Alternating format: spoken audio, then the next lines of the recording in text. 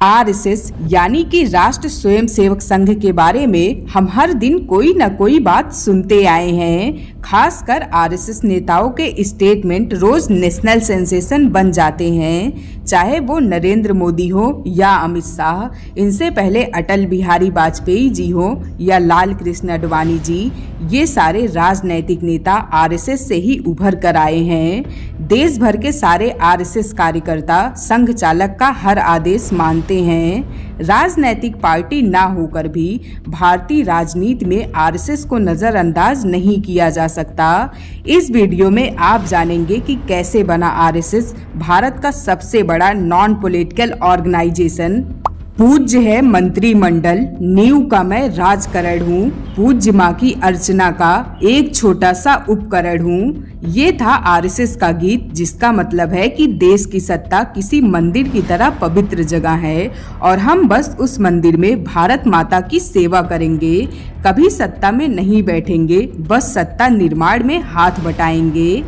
27 सितंबर 1925 को डॉक्टर केशव बलिराम हेडगेवार जी ने आरएसएस की नींव रखी। ब्रिटिश राज के खिलाफ जंग लड़ने वाले क्रांतिकारियों के कई सारे संगठन बने थे। उन्हीं में से एक था कलकत्ता का अनुशीलन समिति। विद्यार्थी जीवन में मेडिकल की पढ़ाई कर रहे हेडगेवार अनुशीलन समिति से जुड़ गए थे। बहुत कम लोग ये जानते हैं, लेकिन उसके बाद डॉक्टर हेडगेवार भी कांग्रेस में शामिल हो गए थे। गांधी जी के असहयोग आंदोलन में शामिल होने की वजह से उन्हें अंग्रेजों ने 1 साल तक जेल में कैद कर दिया था। यहाँ तक कि आरएसएस की स्थापना जब डॉक्टर हेडगेवार जी ने की, तब भी वो कांग्रेस में ही थे।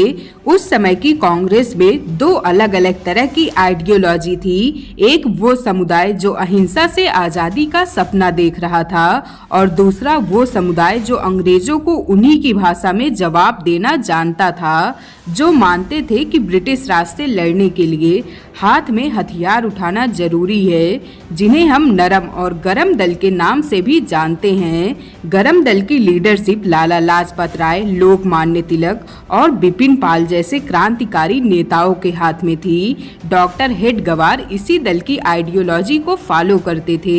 1905 में बंगाल के बंटवारे के बाद मुस्लिम लीग की स्थापना हुई और 1909 में मुस्लिम समाज को अलग इलेक्टोरेट दिया गया। मतलब मुस्लिम मेजॉरिटी के इलाकों की सीट सिर्फ मुस्लिम कैंडिडेट के लिए आरक्षित रखने का नियम बनाया गया। इस बात से गरम दल के कई सारे नेता नाराज थे, फिर भी वो आजादी हासिल करने के लिए कांग्रेस के साथ एकजुट रहे। लेकिन जब 5 साल तक चला खिलाफत आंदोलन यानी कि असहयोग आंदोलन पूरी तरह से फेल हो गया, तब डॉक्टर हेडगेवार का विचार पूरी तरह से बदल गया। यहीं से इनके मन में आरएसएस की स्थापना का विचार आया और साल भर के अंदर हेडगेवार ने संगठन का काम शुरू कर दिया। आरएसएस के अंदर कुल 30 ऑर्गेनाइजेशन बनाई गई। आज़ादी के आंदोलन के अलावा वो सारी ऑर्गेनाइजेशन शिक्षा के क्षेत्र में बढ़ चढ़कर काम कर रही थी। उनका लक्ष्य था हर भारतीय को शिक्षित बनाना। 1940 आते आते मुस्लिम लीग पाकिस्तान का प्रस्ताव लेकर आई और इसी साल डॉक्टर हेडगेवार जी का देहांत हो गया। डॉक्टर हेडगेवार जी के देहांत के बाद श्री महादेव सदाशिव गोलवलकर यानी गुरु जी ने आरएसएस की कमान संभाली। उन्होंने भारतीय राजनीति में कांग्रेस से हटकर एक अलग विचारधारा की जरूरत को समझा और 1951 में डॉक्टर श्यामा प्रसाद मुखर्जी को एक नई पॉलिटिकल पार्टी बनाने के लिए इंस्पायर किया। डॉक्टर मुखर्जी ने अखिल भारतीय जनसंघ की स्थापना की। वैसे तो आरएसएस ही जनसंघ की पेरेंट ऑर्गेनाइजेशन थी, लेकिन आरएसएस के मोरल्स की वजह से वो जनसंघ में डायरेक्ट इंटरफेयर नहीं करते थे। इसके बावजूद भी आरएसएस का जनसंघ पर बड़ा प्रभाव रहता था। 1980 में यही जनसंघ आगे चलकर भारतीय जनता पार्टी बनी, जिसे आज हम बीजेपी के नाम से जानते हैं। 2019 में बीजेपी ने जम्मू कश्मीर से आर्टिकल 370 हटा दिया, लेकिन इसकी सबसे पहली मांग जनसंघ के संस्थापक डॉक्टर श्यामा प्रसाद मुखर्जी जी ने 1953 में की थी। लेकिन 1953 में ही डॉक्टर मुखर्जी का देहांत हो गया। फिर काफी समय बाद 1967 में जनसंघ को एक नई ऊर्जा मिली जब पंडित दीनदयाल उपाध्याय जी जनसंघ के प्रेसिडेंट बने। आज भी बीजेपी दीनदयाल जी की समस्त मानवता की आइडियोलॉजी से काफी प्रभावित है, लेकिन प्रेसिडेंट बनने के कुछ ही महीनों बाद दीनदयाल जी की हत्या करवा दी गई। अपने पावरफुल लीडरशिप के बिना जनसंघ फिर एक बार ठंडी पड़ गई।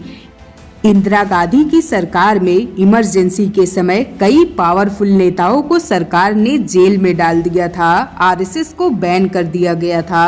उस समय जनसंघ जनता पार्टी में शामिल हो गई, जिसके बाद देश में पहली बार गैर कांग्रेस पार्टी की सरकार बनी। लेकिन जनता पार्टी में भी जनसंघ के कुछ विरोधी दल थे। उस समय जब आरएसएस का कोई सदस्य जनसंघ में शामिल होता था, तब उसके पास आरएसएस और जनसंघ दोनों ऑर्गेनाइजेशन की मेंबरशिप होती थी। जनता पार्टी में मौजूद विरोधियों ने इसी मुद्दे पर जनसंघ को दबाने की कोशिश की, जिसके वजह से 1980 में जनसंघ ने भारतीय जनता पार्टी के नाम से पुनर्जन्म लिया। आरएसएस जैसे ऑर्गेनाइजेशन की यही खास बात होती है कि यहाँ अपने काम और मेहनत के दम पर कोई भी आम इंसान सबसे बड़ी पोजीशन तक पहुँच सकता है। ऐसा ही एक नाम था मधुकर दत्तात्रेय देवराज का, जिनको बाला साहेब के नाम से भी जाना जाता था। वो आरएसएस की पहली शाखा के सदस्य थे। वो आरएसएस के प्रचारक के रूप में काम करते थे। डॉक्टर हेडगवार ने उन्हें नागपुर के इटवारी में शाखा बढ़ाने की जिम्मेदारी दी। बाला साहेब ने तब सबसे पहले प्रभात शाखा यानी मॉर्निंग मीट्स की शुरुआत की। बाला साहेब ने शाखा के काम करने के तरीके में भी काफी बदलाव किए। अपनी मेहनत और स्किल्स की वजह से 1973 में बाला साहेब आरएसएस के सरसंघ चालक बने। कई मुश्किलों के बावजूद भी बाला साहेब के लीडरशिप में आरएसएस देश के कोने कोने तक पहुंची। 1975 की इमरजेंसी से लेकर 1992 में बाबरी मस्जिद की घटना तक बाला साहेब ही आरएसएस के सरसंघ चालक रहे। बाबरी घटना पर उन्होंने कहा, जो हुआ उसे भूल जाओ और एक दूसरे को माफ करो। इसके बाद 1994 में बाला साहेब ने आरएसएस की कमान प्रोफेसर राजेंद्र सिंह उर्फ रज्जू भैया के हाथ में सौंप दी।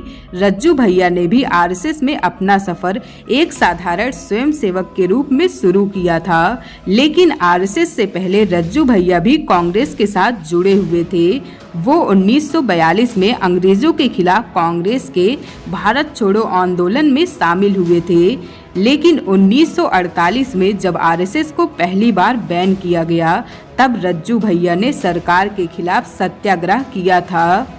उन्हें जेल में बाकी कार्यकर्ताओं से अलग करने के लिए जेल प्रशासन ने ग्रेड सी की कैद से ग्रेड बी में शिफ्ट करना चाहा, लेकिन जब ऑफिसर रज्जू भैया को लेने आए तब कार्यकर्ताओं ने चेन बनाकर उन्हें ये करने से रोक दिया। वो रज्जू भैया ही थे जिन्होंने सबसे पहले गौरक्षा कानून की मांग उठाई और सरकार को ये कानून बनाने पर मजबूर कर दिया। शाखा का विस्तार करने के लिए उन्होंने ही 5S मेथड को डिस्क्राइब किया। फर्स्ट संख्या यानी ज्यादा अटेंडेंस, सेकंड संघ यानी आइडियोलॉजिकल समूह, थर्ड संस्कार, फोर्थ समर्पण यानी देश और आरएसएस के लिए सब कुछ करने को तैयार रहना, फिफ्थ स्नेह यानी सबके लिए दिल में प्यार और अपनेपन की भावना रखना।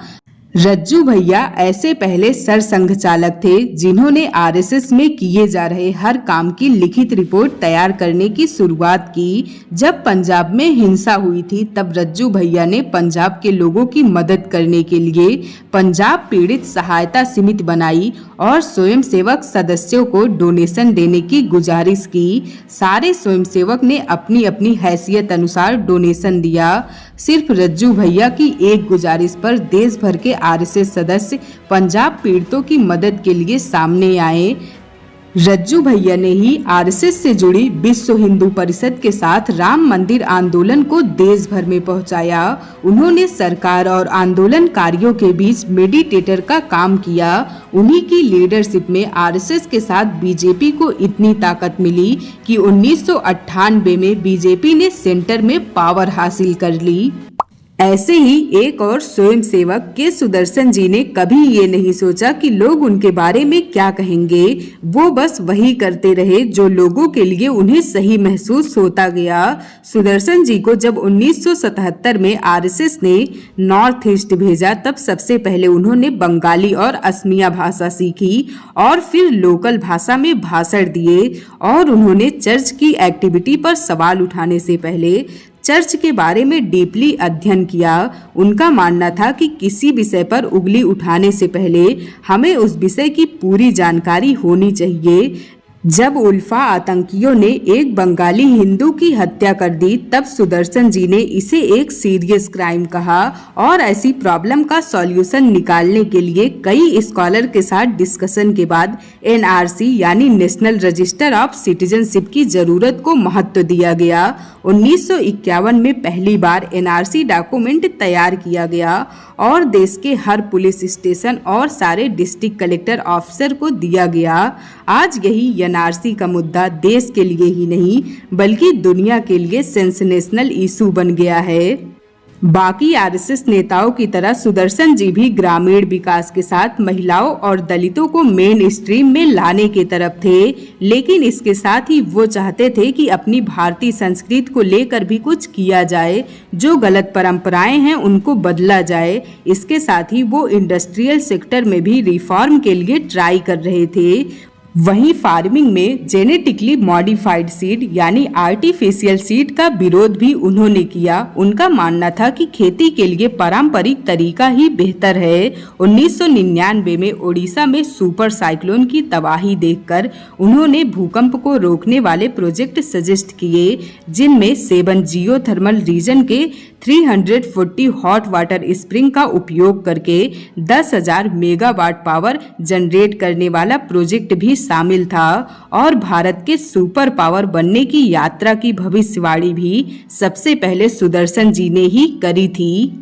सुदर्शन जी के बाद 2009 में आरएसएस के सरसंघ चालक की जिम्मेदारी डॉक्टर मोहन भागवत जी ने संभाली। इनका मानना रहा है कि हमें अक्सर नई बातें, नई एक्सपेरिमेंट करने के लिए तैयार रहना चाहिए। अगर एक्सपेरिमेंट फेल हुआ तो सबक मिलेगा और सफल हुआ तो देश के काम आएगा। मोहन भागवत जी ने सबको साथ मिलाकर आरएसएस को अनबीटेबल पावर हाउस बनाया। मीडिया सेल का उपयोग करके उन्होंने आरएसएस प्रोग्राम के बारे में देश भर में जानकारी पहुंचाई और ज्यादा लोगों को संघ के साथ जोड़ने का प्रोसेस शुरू किया। उनका कहना था कि आरएसएस से जुड़ने से पहले लोगों को आरएसएस को समझना जरूरी है। कई लोग सालों तक ये मानते रहे कि आरएसएस सिर्फ पुरुषों की संस्था है। डॉक्टर भागवत की वजह से लोग जान पाए कि आरएसएस में औरतों की राष्ट्रीय स्वयं सेविका समिति भी है, जिसे लक्ष्मीबाई केलकर जी ने शुरू किया था। आरएसएस में सदस्यों की फिजिकल ट्रेनिंग के साथ साथ उनका बौद्धिक ज्ञान बढ़ाकर उनमें देशभक्ति की भावना को बढ़ाने का काम किया जाता है। आरएसएस आज जनहित में काम करने वाला देश का सबसे बड़ा संगठन है। आप आरएसएस के बारे में क्या सोचते हैं, हमें कमेंट में जरूर बताइएगा। तब तक के लिए थैंक यू फॉर वॉचिंग। खुद को बेहतर बनाते रहिए।